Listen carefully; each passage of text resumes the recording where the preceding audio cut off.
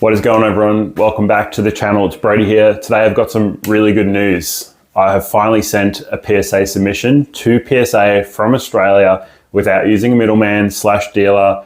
I've been able to do it myself.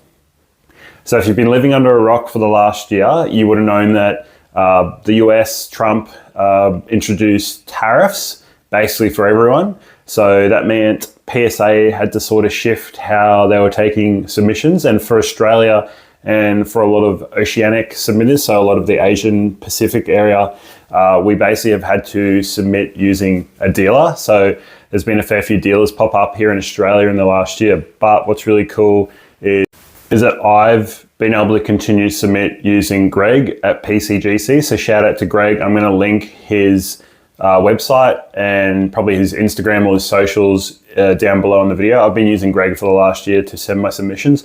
But yeah, like rewind back to like March last year or even earlier. I think my last submission ended up finishing in April, and I got it back in April, but I had sent a submission like just before the tariff announcement. And so that got through, but everything else since then has basically had to go through a dealer. So I basically have my own data to share with you now. I have sent a submission and it's actually arrived at PSA. It's in LA now. It's been received and it's in order prep now. So I wanted to make this video and sort of talk about the process and just like sort of announce it to people because I haven't seen it talked about too much. A lot of dealers are still doing the dealer thing, which is cool. But I know if you've sent cards yourself before, like pre-tariffs, you know how fun it is to get submissions back. Like PSA has that whole user experience thing going on. Like at the end when you can look at your results, you sit there and go like, you can swipe through them, but get the confetti pops up when you get a PSA 10, all that sort of stuff is really fun, really cool. And it's just good to be able to go see your cards and see what you've submitted, all that sort of stuff. So basically at probably like November last year, PSA announced, and I'm going to link the article as well because that'll be really useful for people who are PSA members who haven't set it up yet. But PSA did an article saying that, hey, we've opened up a submission center through Collectors Hong Kong. So there's a process to basically get whitelisted so that you can send via Hong Kong to get to LA. So what has happened is I've had to go through that process. It took it's like a 2-minute piece of paper, like that it's a Google Doc form you've got to fill out. It's like 2 minutes to fill it out. You basically got to get your IP address, put that in, all your details, your existing like membership number and stuff, and submit that. That takes 3 to 5 business days to get approved. But from there, once you've been approved, you can just continue submitting like you would have done before, and you'll submit to Hong Kong rather than to LA. So I guess the one thing to point out though, that there is a catch. As per the thumbnail,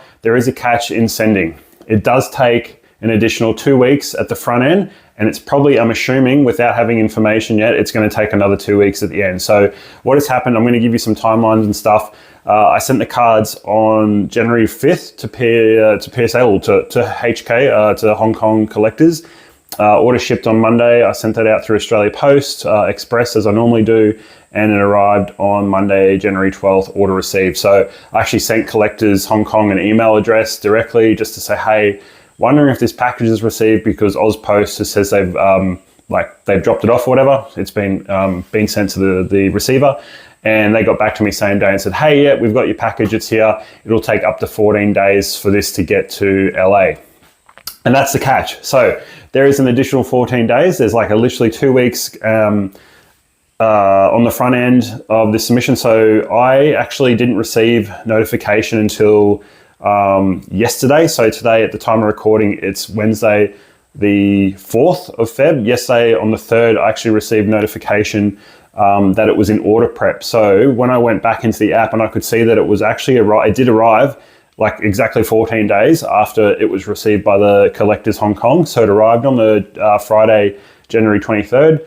And then it's gone, like it's taken 2.5 weeks and it's gone into order prep. So basically the submission had arrived at LA, but because it hadn't been like, I guess, scanned into the system, I was like, holy crap, where is this thing? So one of the issues here, or two of the issues, the first issue being it does take longer compared to using middleman. I know when I send with Greg, it's like the old days when I used to send pre-tariffs, like it would just go to him and then he'll send it and it's received way quicker. So that part is slower doing it yourself, quicker to do with a middleman.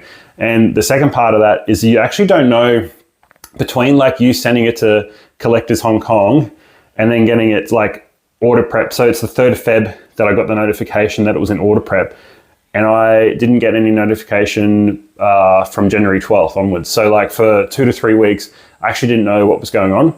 I did send a follow-up email to Collectors Hong Kong because I only yesterday, I think I sent it, or Sunday, I sent it out to them because I was like, man, it's been 14 days. I haven't got any notification, but it's actually like once they scan it in, then that's when you're going to get it pop back up into the app, and it might have already been received like a week before that. So that's what's happened to me in my situation. So good news is you can submit again. You can send it yourself from Australia. We can all do it ourselves. It's going to be cheaper if you're sending larger quantities. Obviously, it's going to be better if you are sending like smaller quantities. If you're doing like 1 to 10 cards, I would definitely use a middleman, and I'm recommending using Greg or someone like Cam and Roscoe at Just In Case.